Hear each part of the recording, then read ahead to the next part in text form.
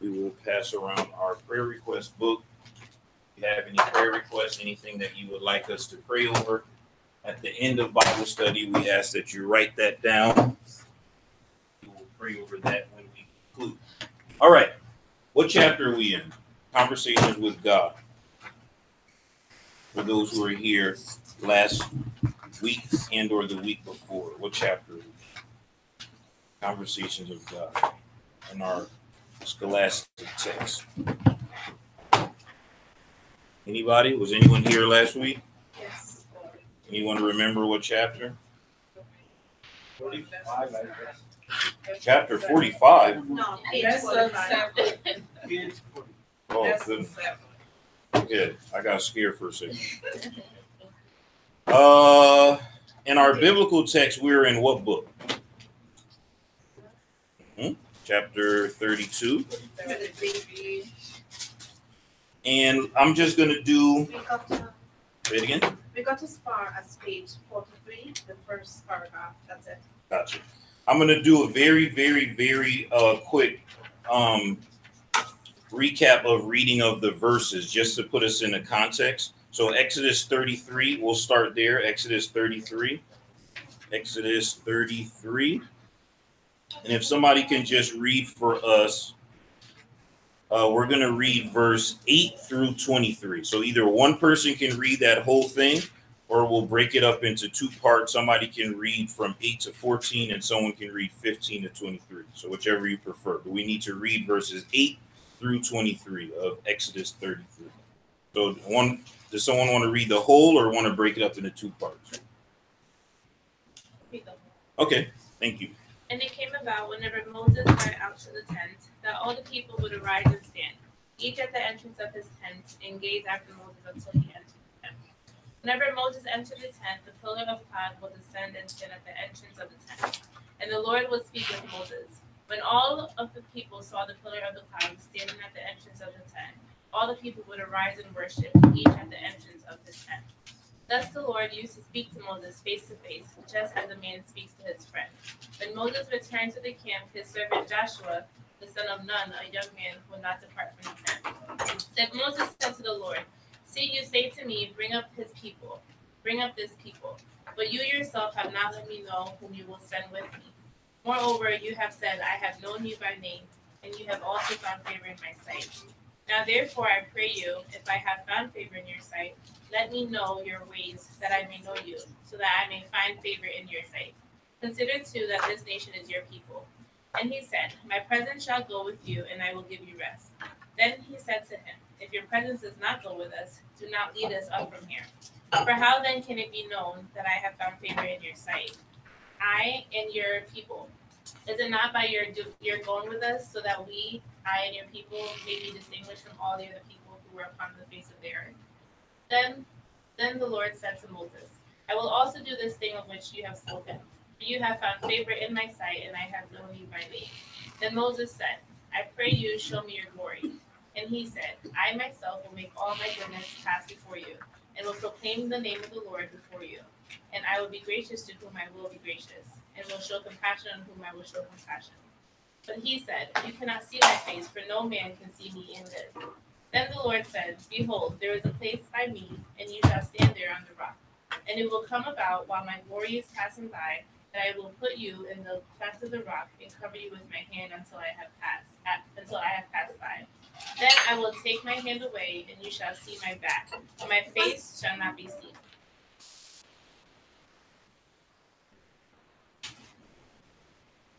All right. This title is a direct quote from this chapter. This actually showed me your glory. So first we need to understand very, very, very, very quickly is whose glory is Moses asking God to show him.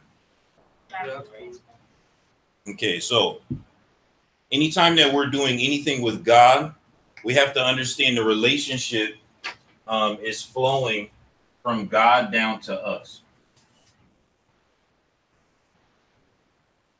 Now, people in the world or people who don't have a strong understanding of Christianity confuse this and feel like God owes them something. That's why you hear me, comments I make, always make a big deal about relationship. Because humanity understands physical relationships. Everything that you have in terms of a relationship, you only know because of God, right? You have no idea what love or relationship is if it wasn't for God. That's why I think it's funny when people choose loved ones over God. You wouldn't have a loved one if it wasn't for God. This concept is, show me your glory, is God is giving of himself to you. Therefore, you have to accept him on his terms. Right? Just like when you go to a new job and they hire you, they're hiring you. Therefore, you have to accept that job on their terms. They give you an employee conduct that you have to sign. You can't go through the conduct, right, and say, hey, I don't like this thing, this thing, this thing, and this thing. None of these rules apply to me. What would they say? Well, I guess this is not going to work out, right? Because you want to work here. Therefore, you got to do what we said. In terms of relationship, God is flowing down. So we always have to understand this is, he's asking to see God's glory. Just keep that in your mind. Okay, recap. Let's read.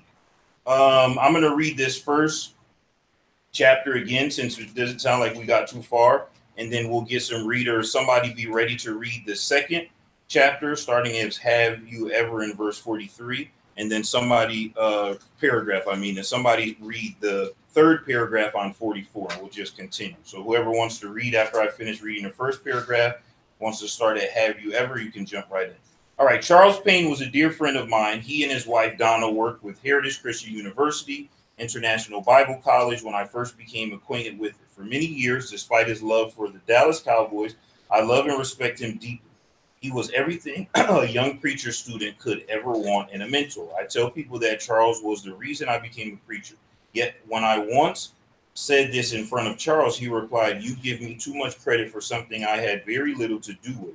You had made up your mind you wanted to be a preacher before you ever met me. Although Charles was instrumental in my recruitment and encouragement, in one sense, he was right. I knew what I wanted to do before I ever met him. All right, next paragraph. Have you ever heard someone use the phrase, I feel like this is the direction God is leading me? I recently heard it from a preacher friend who was considering making a direction change in his ministry. I've also heard it from people who are considering switching churches. I've heard it many times over the years in many different instances.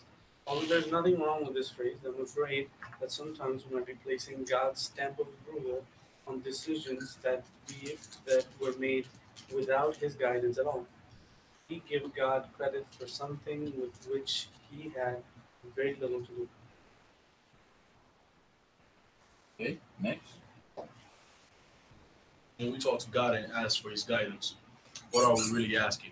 Could it be that we have already made up our minds before the conversation ever begins? Are we asking for God's complete guidance, or do we want his stamp of approval on the decisions we have already made? Okay, this is important. This last couple of questions, right? Because when you have these first two paragraphs, it's setting up in context. But this last couple of questions that Ricardo read are very important for us to think about throughout this whole lesson tonight. When we talk to God and ask for his guidance, what are we really asking? Right? I say all the time is when you put a prayer request, tell me what you're asking, because I'm praying. So if you asking God to do something that's miraculous, you have to write that down, right? Because you're not praying. So people don't think about it that way, do you? Right? You asking me or whatever man to pray on your behalf. What are you asking? Oh, God, help me if you can. I'm not going to pray that because God can do all things. But what are you really saying? Right? Like, don't put a prayer request in for something you already did, because then I look crazy asking God. What if God audibly say, I already did that? Then I'm going to say, what? Oh, in Jesus' name we pray. Amen. Sorry, I didn't know. Right? What are you really asking when you're asking God for guidance? Right? People say, oh, what's God's will in my life? Any Bible student can show you what God's will in your life, which is what? Seek first the kingdom of God and his righteousness. Are you doing that? No, I'm doing worldly things. Well, then his will is for you to stop. Or what should I marry this person? Bible talks about being unequally yoked. Or does this person help you get to heaven?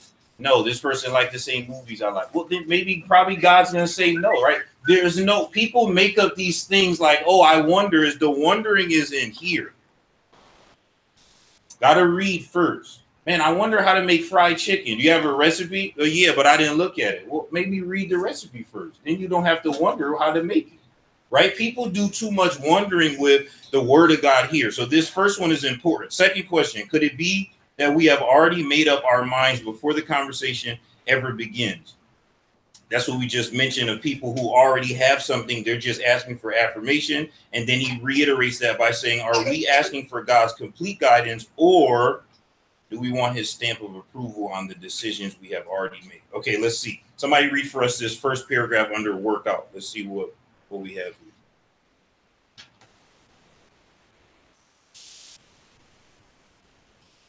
In the second half of Exodus 32, we read that Moses was dealing with a group of stubborn Israelites at the end of his rule. He had already lost his temper once, and he was close to losing it again. He was trying to lead a people who would rather trust a golden calf, which had never done anything for them, than a God who had delivered them out of the hands of the ruler. Furthermore, the mouthpiece God gave him was bowing down to the golden calf with everyone else. So Moses did the only thing he could think to do, talk to God. Good. Okay, sometimes people annoy you, right? I jokingly say I'm allergic to people. People are very annoying to me because most people don't think like me. Most people, what they ask, even at work, they're asking me, and I think that's plain as day. It's hard for me not to respond in a sarcastic way. Because at first I think you asking me that to be sarcastic to me. But then they say, no, I really don't know. What do you mean? Right? So Moses's point was, you already know what God would have you to do and you're not doing it. And even Aaron, his brother, isn't doing it. So he already got upset with them once, right? Think of your family member, right? When you having a bad day, when things are going right, anything. We've all been in situations where people who are closest to us are so annoying to us that we can't talk to them anymore at that moment, right? So Moses turned to God. That's the right place to turn. Sometimes we turn to other different places, but people can be annoying, right? The more you hang around somebody, the more annoying they can be because you're not a clone, right? Like I can't clone myself and put myself right next to myself and say, oh, thank you. Now I can have a conversation with somebody 100% of the time that don't upset me. It doesn't work that way, right? For whatever reason, things trigger us to get upset and fly off the handle, right? Doesn't make it right, but these are facts. Even loved ones, even people in church, sometimes you got to be like, hey, I need a break because it's just not flowing. The problem is when we need a break and we turn to sinful things, but Moses, he needed a break. He turned to God Almighty, right? Like when it was time for him to need a break, he went to God. And that was the good part. Okay, let's see. Friend to friend. Somebody read for us this first paragraph, starting on page 44. God gave Moses a simple message. Go up to a land flowing with milk and honey in the ASB. Yet there was a caveat to this message. I will not go up in your midst because you are obstinate, and I might destroy you on the way. Exodus 30. If this message wasn't so terrifying, it would almost be humorous. It is akin to the parent who says to the disobedient child, go to your room, you have pushed me too far. I can't be around you right now. Like a heartbroken child sitting in his room, Israel went into. See, told you. Sometimes that's the way, right? Well, I know we don't like to admit things, but sometimes that's the way. You say what? Let me remove myself from your presence because it may be a chance where I lay hands on you. See, the problem with interacting with people, and especially in church, we assume everyone will be like us. When you leave the house, it would be better if you think, almost 8 billion people in the world, nobody would react the way I react in a situation. Then your expectations are what? Low. Most of the time people upset, hey, what's wrong? Oh, they didn't. Those are expectations. They didn't what? They didn't respond the way I wanted them to. Why did you assume they would respond that way? Oh, because all the good things that most people, they don't even see you. Most people can't even realize how self-absorbed they are, right? And do a little exercise when you're talking to someone and mention things that's going on in your life and see if they turn it around to them. Oh, I had a situation just like that. God bless your situation, but we're not talking about your situation, right? I thought I was telling you about my day. Those are self-absorbed people.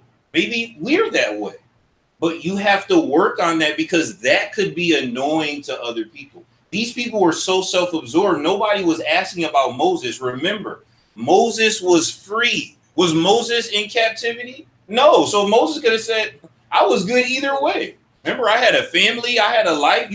All you guys complaining to me when God made me come lead you. I didn't want to lead you. So no one stopped to think of someone else. They were only thinking of themselves. And in this situation, when God is saying, look, I'm going to bless you because I keep my promises, but you go. Hey, come with us. No, not right now, because it's going to be too bad if I go. And he gives an example as parents that say, well, go to your room. You pushed me too far. I can't be around you right now. Right. So we understand what that means. Okay. Next paragraph. Somebody read for us. Page 45. Thankfully, the conversation didn't end there. Moses continued to intercede on behalf of the Israelites, and it is during this time of intercession that we see one of the most beautiful statements in Scripture. Thus, the Lord used to speak to Moses face to face, just as man speaks to his friend.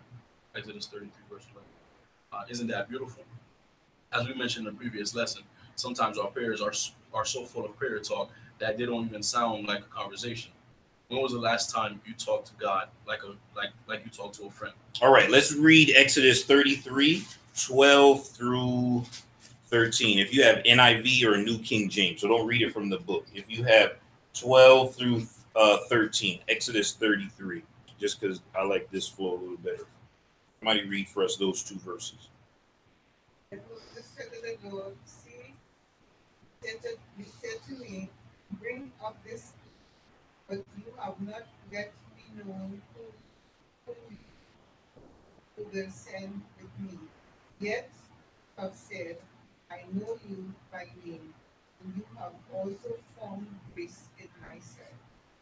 Now, therefore, I pray, if I have found grace in your sight, show me now your ways, that I may know you, and that I may find grace in your sight, and consider that this nation is your people. Thank you. Okay, what is Moses saying in these two verses? Summarize this. What is he saying in 12 and 13? Right? Let's say I'm confused. I don't understand what we just read. What is Moses saying to God? First, he starts off in 12 saying what? So he started in the beginning, right? He said, hey, when we first started this thing, you said to go bring up your people, but you never told me who was going with me. But I went anyway, right? And he said, I know you, yet you have said, I know you by name. You have also found grace in my sight, right? So he's repeating to God that you said about me that I found grace in your sight even so long ago. Got it. That's verse 12. What's he saying in verse 13? So now, therefore, what? So now he's saying, he's praying that If he has favor, Prove it. yeah, if he has favor in his sight, let him know how his ways are so that he can continue deeper. good, right? So if I really found grace in your sight then, and I still found grace in your sight now is a good time. Remember that little piece that we left out? Now is a good time to fill in that piece. And he specifically says, show me now your way that I may know you and that I may find grace in your sight, and consider that this nation is your people, right? This knowing the way is connected to finding grace in God's sight, right? This is why we go into the New Testament. People say, what's the will of God? How do I know this, that, and the thing? Jesus said what? You shall know the truth, and the truth shall set you free. But people don't know the truth, right? Only way to be pleasing to God is to know and act upon the truth. But you have to know that first, right? So first you got to know the truth. So Moses is saying, in order for me to continue to find grace in your sight, I have to know the way and consider that this nation is your people. And then the book didn't mention this, but in verse 14, God answers with a yes. God says, my presence will go with you and I will give you rest, right? So he gives it that way. I like how he says, yeah, you chose me towards the end of verse 13. Yeah, you chose me to lead them, but like, remember, this is your people. Right. This is your responsibility. So show me what I need to do. Right. Now, it's important for us to touch on that because Moses, even though he's leading them, he always comes back to this concept when talking with God that is really God's glory. It's God's show. It's God's people. It's God's idea. It's God's plan in his way.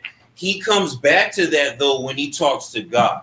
When he gets upset and talks with the people and they ask for the water, he hit the rock and makes it seem like he gave the water, right? This is why I said when you're upset, you need to go to God, because God will help remind you to put things in his proper perspective, to realize that God is up here, right? You and your problems are down here.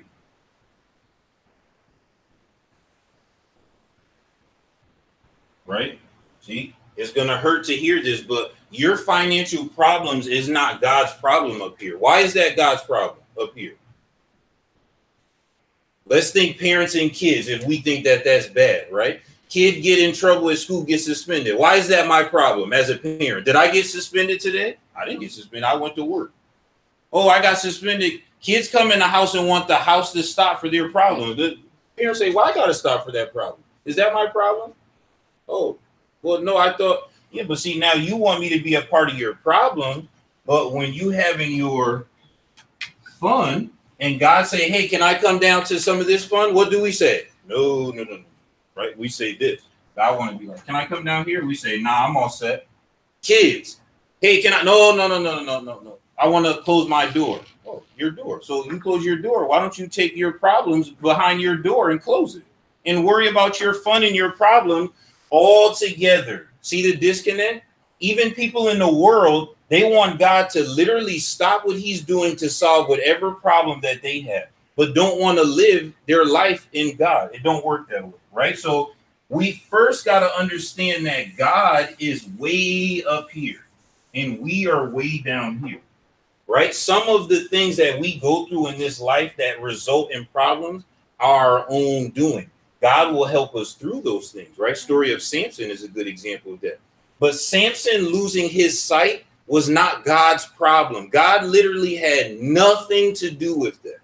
That was 100% on Samson. Samson came to the realization of who God was, and that brought him back. Same thing this is saying about Moses, right? Moses, through this conversation, always gets reminded that God is the one in control. So that's important to highlight. Okay, let's see what the book says. Let's look at this next paragraph. Would we have on page 45? Somebody read that for us.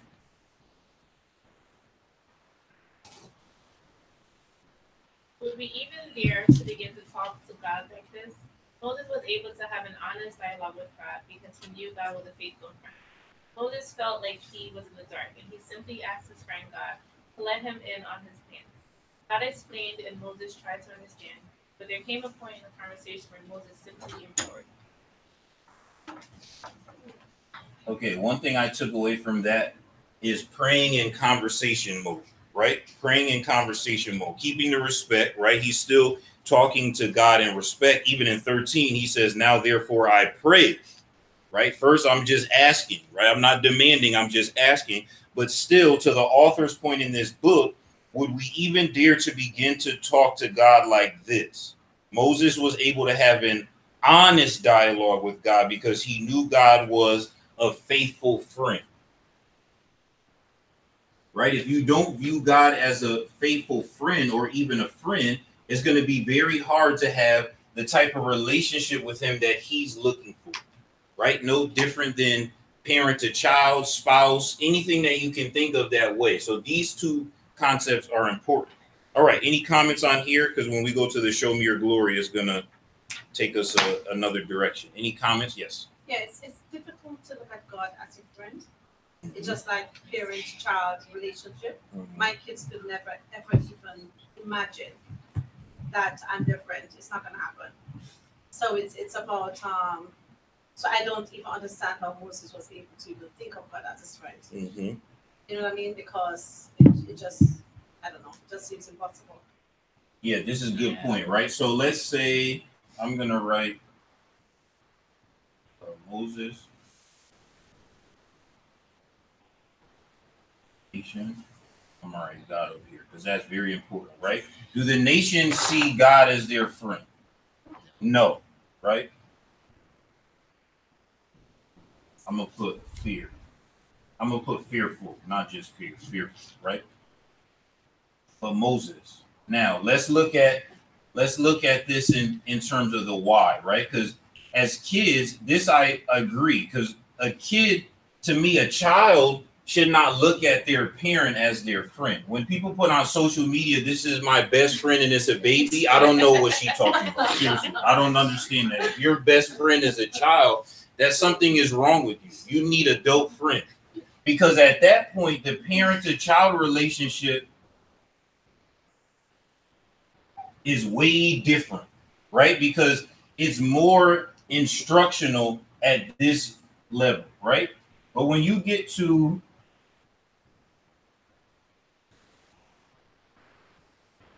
teens, it should get better, although a lot of times it gets worse. And when you get to adults, it should be different, although their parents still will correct you. This is the difference. We look at it here. Before we get to God, let's look at this side, right? The nation look at God fearful because this is the nation here, right? They're here. And once we get past Exodus, if you continue reading as a Bible student, right, they get to here. This is where Moses is at, though. Because Moses know what he should be doing, right? When you get to the adult stage, you should already know what your parents expect of you. When you don't do it, you already know from these two stages how their response is going to be. So it should be different. And also, when you get to this stage, you should be looking more for the advice of your parents to help you one day get to where? This. So then you start this cycle again. Right? That's at this stage of your life, this is what you should get to. Now, the problem is nowadays, and people from other countries like to make fun of America in this, but other countries are the same because society has changed now. Here, you have grown babies. Don't talk about America, because I've been to other countries too. I see grown babies, facial hair babies, where if I ask the parent, hey, how old were you when you had a job? Parent told me 12. And your kid 38. Help me. Extended adolescence. See, help me understand. Don't tell me about America, wherever you came from, whatever flag is a background on your phone. How come your kid don't work? Oh, because nope, grown babies. We talking about cycles, right? This don't work. You should be transitioning, right? This is how life is supposed to progress, like this, right? This is the pathway, because you as a child got to become at least an adult. You may not be a parent, but you have to at least be an adult. The problem is the nation never want to transition from adolescence. How do I know that? When I get to Hebrews, right? And Hebrews said, even after 1 year, the author said, how come you still needing milk? You're not able to teach. You're not able to even say elementary teachings because still a baby. How come you're not stronger in your faith as an adult? Moses and God had a friend-to-friend relationship. They spoke constantly. Moses approached God with honest dialogue and consider him a faithful friend. So it helped move Moses along from here, because Moses started here. Remember the burning bush? This was Moses, right? Moses kind of transitioned, but he came to here. If you don't read your Bible, if you don't come to worship, if you don't partake of the Lord's Supper, if you don't pray over your food and talk to God regularly, you are a baby at best. At best, you are a baby in Christ. At best, if you don't eat your food, if you don't know how to tie your shoe, where you live, your phone number, or math, at best, you are a baby in the world society. Is that not true, or am I lying? At best, mostly we're going to say what? You are mentally ill. If we see somebody grown and say, hey, what's wrong with you? So, Google. We're going to say what? Oh, something wrong, right? So spiritually is the same way as if you don't move from box to box, at best, you're still this. So the problem is it comes down to this box here of what Moses is doing. This is where people say, man, how can I be stronger? So-and-so isn't stronger. Yeah, the best thing you could do is How about you start trying to do what so-and-so is doing? What is so-and-so doing in their mirrors that's different than your mirror? What's so-and-so doing with their job that's different than your job? How is so-and-so working their finances different than your finances, right? How is so-and-so working in their parenting different from your parenting? A lot of times in life, you have to stop doing the same thing you've been doing to get new results. I say all the time, people stay telling adults to be yourself. I never tell an adult that way. Being yourself may be why you only where you are in life. Why should you keep being Ellis? Maybe Ellis not a good person. Maybe I'm lazy. Should I keep being lazy? No. You know what Ellis should stop doing? Stop being like Ellis. I should be more like one of y'all. Say, hey, why you don't wake up? Oh, because I just want to be myself. Everybody in the world told me be myself. Stop being yourself. You should be better. But being better will move you from box to box, and that take work. We talked about that, I think, in our Sunday class. So this is the problem here, is that the nation's relationship with God is so remedial. Therefore, they never can get to this phase. So I agree with that. Once you get to adult stage, as this not even on the parent, as the kids, if you're an adult and you still viewing your parent as authoritative in this box, you need to see if something is wrong with you first, not your parent. See, let's repeat that. If you are an adult and you still view your parent as authoritative, you should first look in the mirror first, because you know what, your parent may be trying to get your attention. Maybe they're trying to help you, because at the end of the day, your parent up here, your parents say, oh, I already got job, 401k, retirement set up, insurance. I already lived my life. Who trying to get to where the parent is? The kid. And the kid always have all these ideas of what they're going to do different, but do it pan out, right? Do it pan out. Kids always be in their room at this stage talking about what? Oh, I'm never going to run a house like this. When I get married, when I have kids, I'm never going to put no restrictions on my kids. My kids going to be able to eat ice cream. They're going to come home with all this huffing and puffing people do. And then they grow up in where? Do they turn into billionaires, millionaires, most successful people, actors, and all these things? No. People say, hey, man, you actually kind of lower than the parent up here. You way over here. Way over here. People who know your parents say, ooh, man, your parent was on the move. What happened? Because you end up way back here, right? And again, look in the mirror. We always want to blame somebody else. Are parents perfect? No. God is, but parents aren't. Was Moses perfect? No. But the point is, are you moving to the next stage of your life with the guidance that is above you? Yes or no? Are you moving? Not your parents. Are you moving to the next stage of your life based off of the guidance that was given to you by God Almighty? So that is the question. Same thing with this. I don't view God as my friend. I'm fearful of him. Yeah, that's healthy, right? When you start as a child. Are you doing these sort of things that can help you move to viewing him as friend? No. Do you read your Bible? No. Do you pray? No. Do you give? No. Lord's Supper? No. Go to church? No. No. Where am I going to get a yes for me to understand that they're a child of God? This is why I always ask people, right? Are you married? Yes. Do you come home every night? No. Okay. Do you see other men or women? Yes. Okay. Confused. When will I get to something to show me that you're married? Oh, because I got married. Nope, that's not what I asked. I'm asking, are you married now? Even you in your mind, do you view yourself married? That's what I'm saying. The same thing is with Christ as a relationship, right? Are you doing Christian activity, relationship things day to day? No. Then why do you feel that you're Christian? Are you acting like an adult? No, I'm acting like a baby with facial hair. So then why are you so concerned with what your parents how your parents are treating you and not looking inward, right? So this is important, because this same divide here, same God, same people, right? Just different perspective, different relationship, is the same thing that happens in societies all over the world.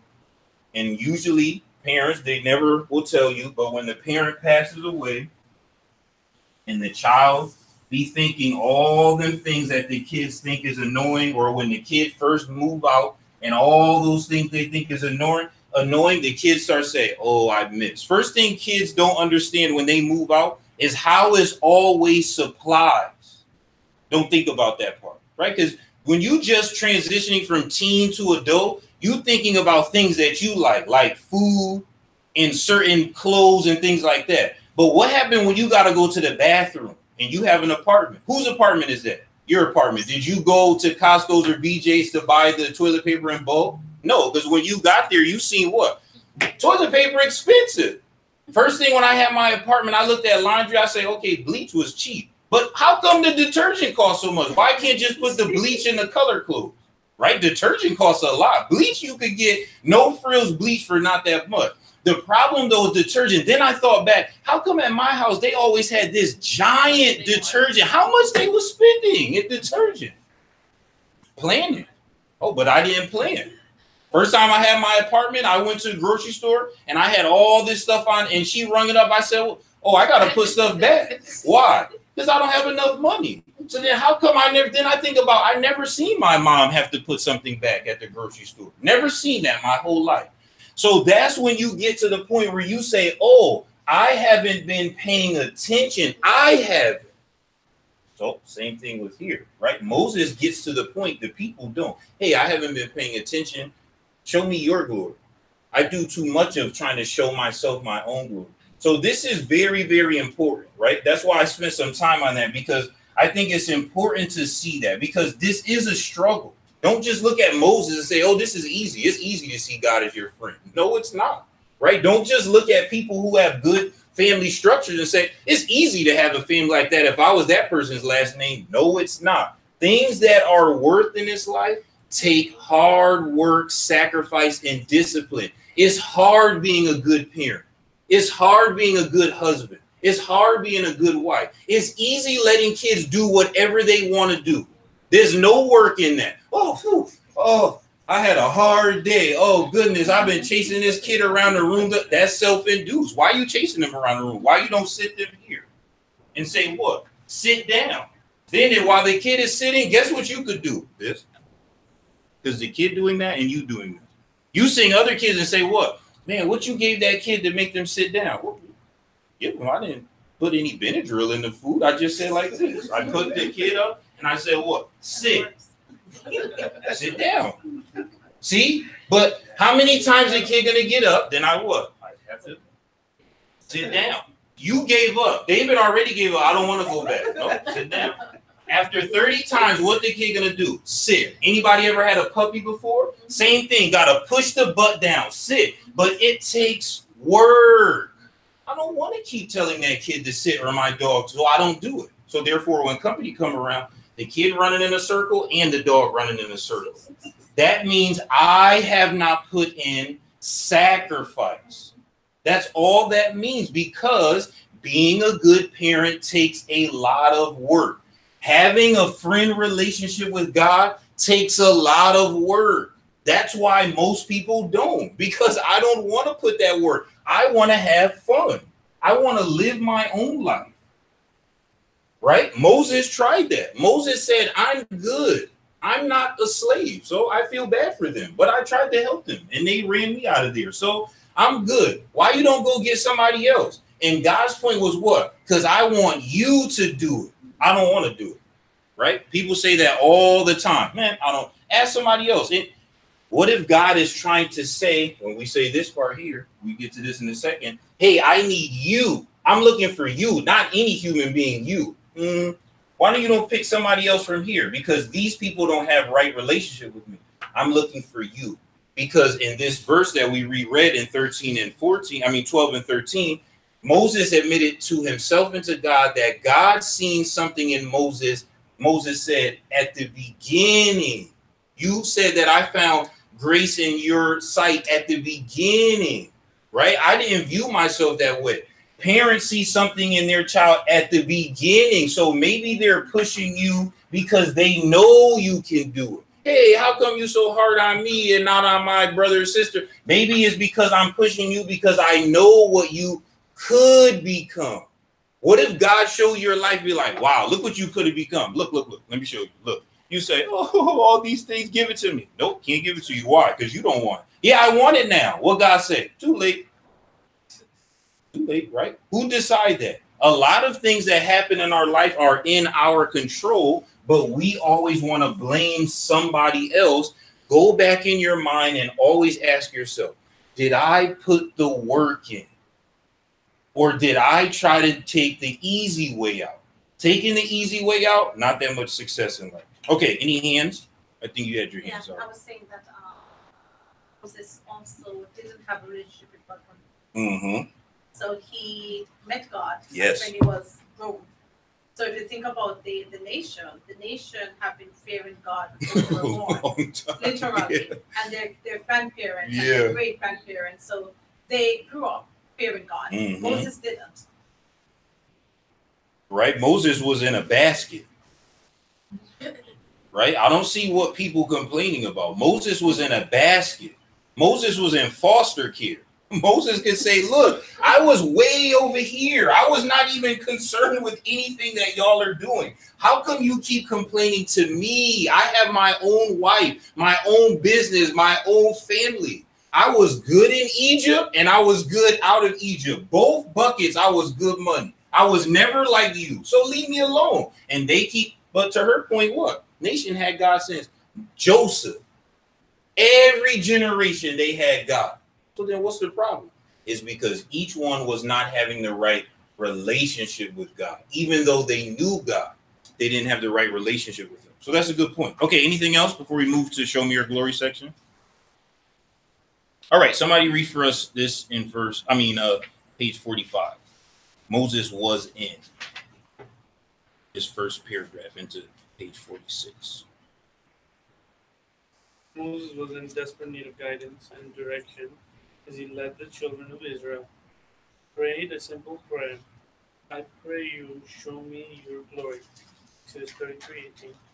He does not say, give me guidance, or show me where to go, or even tell me what to do. He had been asking for that. With every answer he got, the directions become even cloudier. His request in verse 18 is deeper than asking for direction. Moses was at the point where all he wanted to see was God. It is the prayer of a sad child seeking his father's embrace, and his father God happily answers the request. All right, let's read Exodus 33, 21, 22, and 23. Exodus 33, 21, 22, or 23. You could read it out the book if you want, because either this, the Message, NIV, or New King James, all versions, the wording is similar here. Exodus 33, 21, 22, and 23. And the Lord said, behold, there is a place by me, and you shall stand there on the rock. And it will come about while my glory is passing by, that I will put you in the cleft of the rock, and cover you with my hand until I have passed by. Then I will take my hand away, and you shall see my back, but my face shall not be seen. And let me go to, you don't have to turn there, but if you want, you can. I'm just going to make this point from Hebrews 11. I'm going to read 6 in a second, 11:6. Okay, so this concept of Moses not asking, the author says, give me guidance, show me where to go, tell me what to do, but show me your glory is very, very important, because that he really is looking for answers to those questions that the author wrote on page 45. But he asked, show me your glory, right? Hebrews 11 verse 6 says, without faith, it's impossible to please him, for he who comes to God must believe that he is who he says he is, and a rewarder of those who diligently seek him. What does that mean? Hey, Mom, I need $100, but first I need a DNA test to see if you're my mom or not. What would a mom say? You can't be asking me for $100, right? Because that don't even make sense for me to have to prove that I'm your mother and still got to give you $100. It's probably going to cost me $100 to make this DNA test happen. See, that don't make sense, right? So this is why people always wonder when I say, people have problems in their life who don't come to church. You know what I tell them? You should come to church on Sunday first. What about my problems? Come to church. I don't know. Maybe your problem be gone. First, you should come to church. What do again, go back to yourself. What do I look like praying to God? And God gonna say what? What are you asking? I don't come and I say, David, God to say to David, what you asking me for Ellis? How come he don't ask himself? What David gonna say? Well, I don't know. God, he said to. What if God said he should ask me? Anybody have that with siblings to their parent? Hey, mom, can you? And what they say? No, don't even finish it. Where's so and so? No, they scared. Let them be scared. Right? Anybody been in a situation like that? Do that make sense? No, you got to speak for yourself. Hey, go to your boss tomorrow. Hey, Peter really need a raise. What? Yeah, Peter need a raise, but he's scared to ask. What would your boss say? You know what? That's admirable of you for sticking up for Peter. You know what? I'm going to give you and Peter a raise. Wow, thanks, boss. What's the likelihood of that happening? Low. Right? You got to speak for yourself. That's why people have to come, because God only rewards those who what? Diligently seek him. So then my next question will be, are you seeking him? You say, no, I'm not seeking him. Do you believe in him? I don't know. I was watching YouTube and somebody said that these people wrote the Bible. Okay, so you don't have faith. You're not diligently seeking him. Again, what do you want me to ask God? Be specific. Ask people that. What you want me to ask him? I want you to ask him, can he love me and let me do what I want to do anyway? Because that's what people feel, but they don't want to say. Right? So as a parent, you say, hey, mom, I need $100, but I'm not coming home tonight, just to let you know in advance. But I still want my $100. What would the mom say? You know what? Thanks for your honesty. Here, have $100, and I see you when next time I see you. Right? Relationships don't work that way. So it's important to note that he asked first, show me your glory, right? Put my mindset back into the proper perspective of who you are. Remind me who you are, right? Let me take some Lord's Supper and remind myself, oh, somebody bled to death for me. Oh, okay, now I can say sorry. My mind was somewhere else. Now I remember that God so loved the world that he gave his own self. Oh, okay, I forgot. Now I understand. Okay, now that's why we put prayer requests at the end. First, take some Lord's Supper before you ask God for something. Oh, hey, I need an emergency. Emergency is before or after worship. During worship, the emergency is Lord's Supper. Unless the building collapses on us, it's time for Lord's Supper. Oh, phone ring. Don't just ignore it. Tell people it's emergency time for Lord's Supper. I call you back. What that mean? Click. It's Lord's Supper time, because first I got to be reminded of God's glory first before I even go into this week, because I might forget. And if I forget, I'm going to act like these people instead of this person. So it's important to see what he actually asked God for. Okay, let's read this next paragraph. What was it about? Page 46. Oh, yeah, go ahead. Before you go on. Yes, sir. So I want to confirm, is the author saying here that the way that Moses asked God to show his glory, is he saying the other things like give me guidance, show me where you want me to go, tell me what to do? Is the author saying that Moses had already asked for those things and that God had either showed him what to do, and that at this point it was something a lot deeper, something more that he needed to be clear, and those questions that I just stated? Is it wrong for Moses to ask those things? Like, because I mean, I think they're plausible questions. If I need guidance, I'm gonna go ahead and ask for guidance. If I need to know what to do, show me what to do and tell me what to do. Yep, totally agree. Yeah, so I wanna understand, is it because through a while we see that Moses is asking a variety of things, because he's like, hey, why me? Like, don't choose me. I don't know what to do. Choose somebody else. We see he's asking a variety of things, and I think he says in the next paragraph too. He says that the more he asked questions, they became more cloudier. So is he saying that Moses was at this point where he just needed full clarification of everything, like he needed to see God to truly believe? Or is there something wrong with asking those questions? No, this is a good question. So sorry I buzzed through this. Let's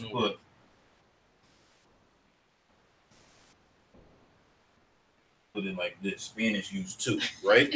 Because this is important, because what he's asking, let's go back to 45, the bottom, right? These are valid questions that he being Moses is looking for the answer for these questions, right? but he puts them in perspective in terms of showing the glory. In the Hebrews verse, it's really hard to tie this in without Hebrews, because Hebrews gives us an understanding why asking God glory first is important, right? What's another way to look at this? Praying, right? Remember, the apostles came to Jesus and said, hey, it look like you pray real good. You be all night praying. Teach us how to pray. And how did Jesus teach them to pray? What was the first thing Jesus said? You should say what? Hey, I had a bad day. Oh, right. Sorry. Hey, I need money. I'm sick. What's the first thing? Jesus was like, first you should say what? Oh, my goodness.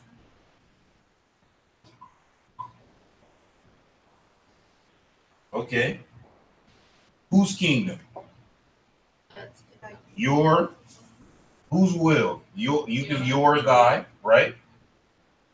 So now we.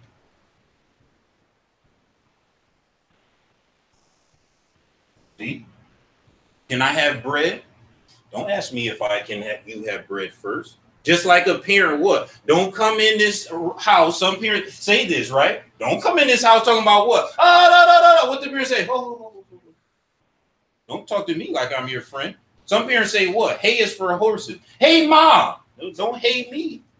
You hey on the phone, but you say what? Hi, mom. How was your day? Oh, good. My day was good, sweetheart. How was yours? Oh, it wasn't that good. Can I have some bread? Right? Because it's putting things in its proper perspective, because God is way up here. So first, you got to give God his reverence first, right? First, we have to be reminded of who God is by seeing and experiencing his glory on his terms, because it's his glory first.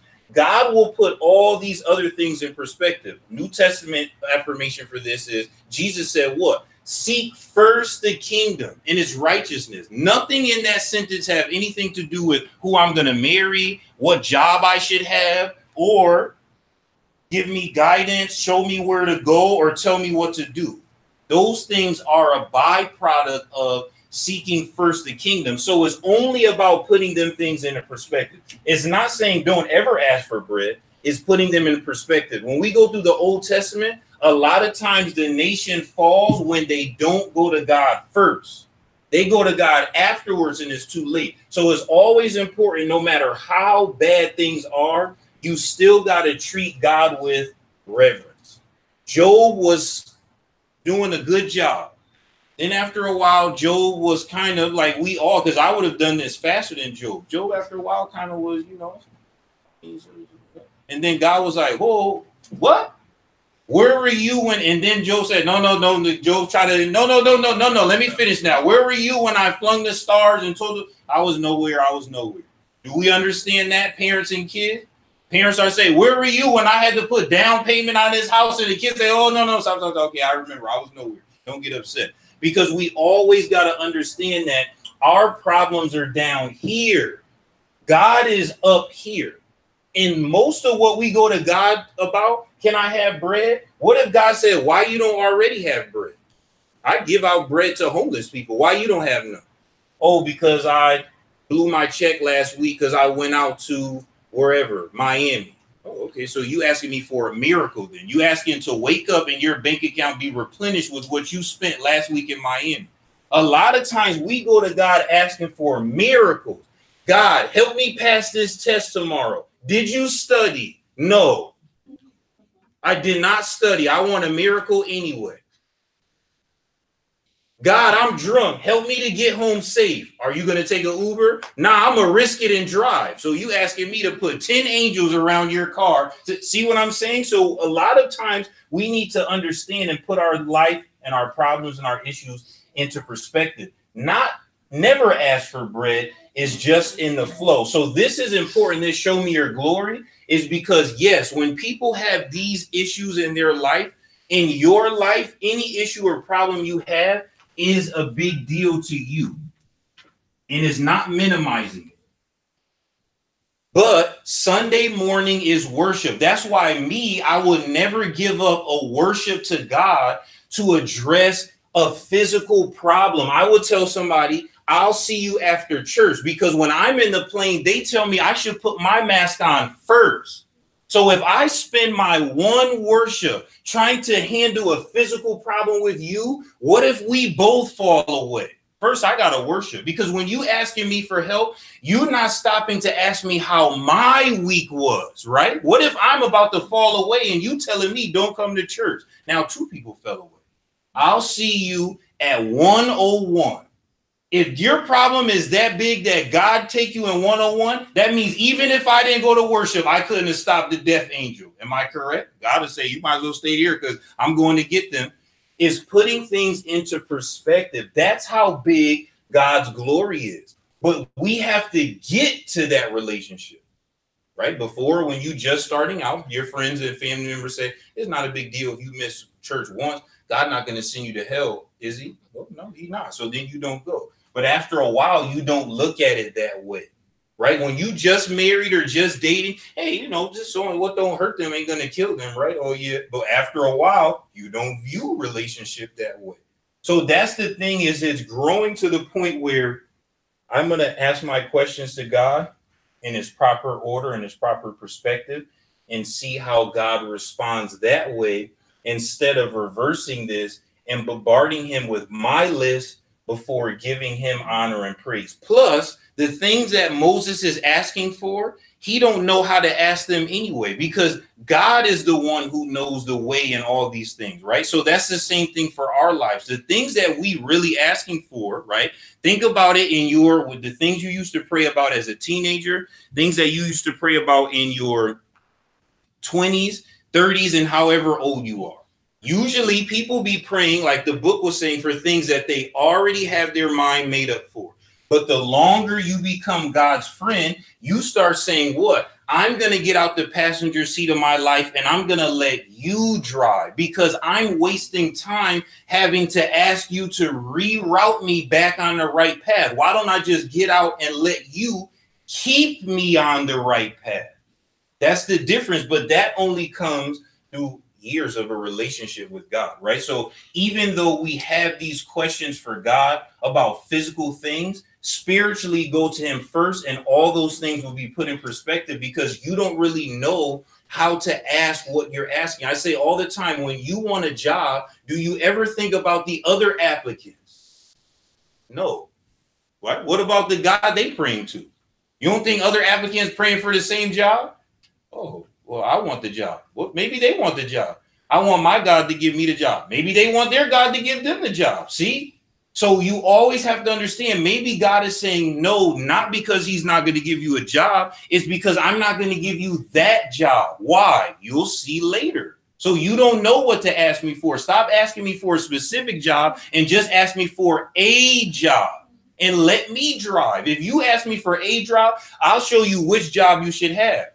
But if you keep trying to do things your way, it's always going to be friction, right? Stop asking me to see me on your terms and ask me to see me on my terms. And I'm going to tell you, it's impossible for you to see me on your terms. You cannot see me face to face the way you asking me. So just ask me to see me however it's possible, and then I will pass by you. And then it will be sufficient for you. And when you come off the mountain, people are going to say, wow, Moses' face glowing, because I know what's best. But Moses don't know that yet. Moses thinking, what? Let me just see you. What's the big deal? If I show you my glory, you'll die. Why? Got to go into the future in the Bible to know what? Flesh and blood can't inherit the kingdom. Moses don't know that. Nation don't know that. Not in Exodus. We learn that as Bible students. So show me your glory, right? This is why the Bible talks about the Holy Spirit being able to intercede for us in prayer when we don't have the words, because the Holy Spirit is God. Let God listen to your heart. Sometimes you're so down and out, all you can say is, Father, help me. I don't know what I'm doing. My life is a mess. Just help me, lead me. Show me your glory. Show me you. Remind me of who you are. And that will be sufficient to put my life in order. So that's a good question, right? Never think, because some people teach and preach that about questioning. You can ask God, right? It said that Moses went to him with an honest dialogue. But just remember, in the New Testament, the flow of how we should approach God Always give him honor and pray that his will be done. Because what you asking him may not be a part of his will. Right? God may say, I'm going to give you bread, and you say, oh, but I wanted pumpernickel bread. You gave me Portuguese roll. And God say, oh, so now you want specific bread. But yeah, you thought I just wanted any kind of bread? Yeah, you said, can I have bread? Right? I want this kind of car. But God said, you don't have money for that kind of car. Give it to me. I want this kind of house, this kind. We will be asking for this kind of things. But what if God is saying you're not ready to receive that? So again, good question. Anything else follow from that? No, that's good. Good. Yes. I was just trying to tie with New Testament and this Old Testament that the people who brought out of Egypt. When we read chapter 32, verses 1, we can see these people said that I will not read all of them. I'll read just the Ajay. For these fellow Moses who brought us out of Egypt, we don't know what has happened to him. Therefore, they did not know is still the God brought us out of. God brought them out of Egypt. They know Moses brought them out. Mm-hmm. Therefore, they did not believe God. They just see physical Moses. Now, Moses' wife fled because of those people not listening to him, because of Moses is just a humankind, one of them. And those people not listening to him because of so many grumble, he already heard that. That's why God and Moses were talking. How can I lead your people? They don't listen to me. And how I know that you are with us? Show me your glory. The glory meaning is that power. How can you show me that? How can I lead these people? If Brother Ellis has the power, he can do anything right here. Even though Jesus did so many powerful acts, but still people did not believe because of 5,000 people within 5 loaves and 2 fishes. Just there was there. Mm-hmm. And those all Bible says they were satisfied. At the end, what happened? They all left him. Why? Because of unbelief. The Jesus said same thing now. So Moses had that problem. Therefore, God knows Moses' heart. Only the Moses is the belief that God. Therefore, God wanted to show him who I am. Otherwise, as a friend, me and Ellis all the time talking. When Ellis is a big building and he's with high chair and people around him. Wow, this man your friend? Yes, he is my friend. How you know? I mean, how the person know that he is my friend when I go see him? Unless he will send me, this is my friend, bring him here. And Ellis and I can see where his office is. Meaning, the God wanted to show Moses how much powerful God is. Who is God? Therefore, that cliff is the one that only he can hide there. Otherwise, he can't see God because of God's power. So my point is right at the last. This is all conversation between God and those Hebrew people who brought out from the Egypt. They are chosen people, just like we are. God wanted to show those people. And today we can see those by eyes. Oh, these people are stiff-necked because of they didn't listen to God, they didn't hear God, they didn't follow God. They just listened to Adam, what Adam said, and they build a calf and so and so. Yes, of course, today, same way. Every Sunday, preachers come to Sunday, worship God, hearts and mind, spirit and truth. Same Jesus die for you. He will save you every Sunday, same thing, repeat and repeat and repeat, and people all gone out again. No. What happened next Sunday? They are not here. What happened other Sunday? They are not here. And the last Sunday, they were here. And after 3 Sunday, again, appear one Sunday. That means, what is the difference between that people and this time people? I don't see different. Mhm. Because of same statement people there, same today, same people. They don't believe that because of untrust. Yeah. Unbelief. That's why I say all the time is when you have the New Testament verses that talk about working out your own salvation in spirit and in truth, everything comes down to this concept relationship, right? And asking questions that ties into what Ricardo was asking is important, because think of Jesus and his cousin. Remember, John was the one first. Jesus at first wasn't saying nothing about his ministry. And John said, look, remember yesterday I told you about the guy? It's him. Look at him. But after John got arrested, what did John do after a while? He sent his disciples, and what the disciples asked Jesus? Hey, John want to know, are you really the Christ, or are we waiting for someone else? Because I'm in jail, because I didn't know what was here, right? I'm asking, give me guidance, show me where to go, tell me what to do, right? And what did Jesus say? Go back and tell my cousin what? Deaf people hearing, blind people seeing. Who else you waiting for? Fishes multiplying. You waiting for somebody else? Affirmation. So those questions could lead to affirmation, but it's always coming in this proper perspective here. So that's a good point. All right. When we close, I'm just reading these two paragraphs. That way, next week we can start just with cool down on page 46. What was it about Moses' request that made God respond this way? The simple answer to this is this. It was selfless. You might argue, isn't asking to see God a bit self-indulgent? Moses was not asking to see God because he doubted and his faith was weak. He was asking to see God because his faith was strong. Moses was seeking after God in a sincere way. He humbly asked to see God because he knew that once he saw God, he would know his direction. That's where we mess up, isn't it?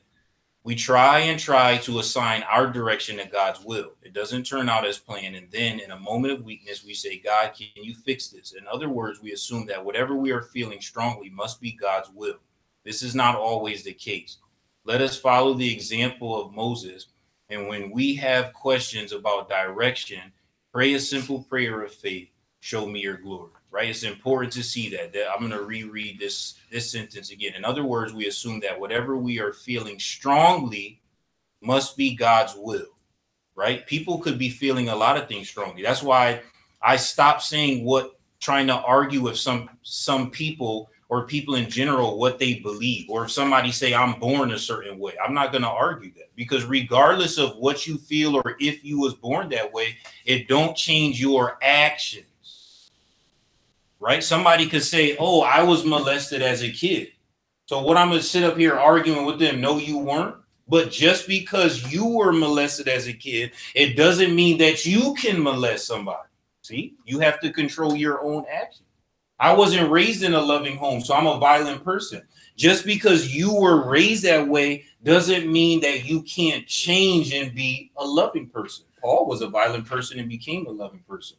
So it's important to understand that just because we feel strongly about something, it doesn't mean that it's God's will. Sometimes we feel so strongly about something and we think it's God's will. It's like if you go somewhere and you want to do anything. Let's say you gambling. You say, I'm a hit. I feel it. So do you hit? No. Oh, man. God saying what? I'm not in that. I'm way up here. I'm not worrying about if you hit a number or not. I'm way up here dealing with life or death problems. So sometimes we feel, I felt that was the right job. I felt like that was the right relationship.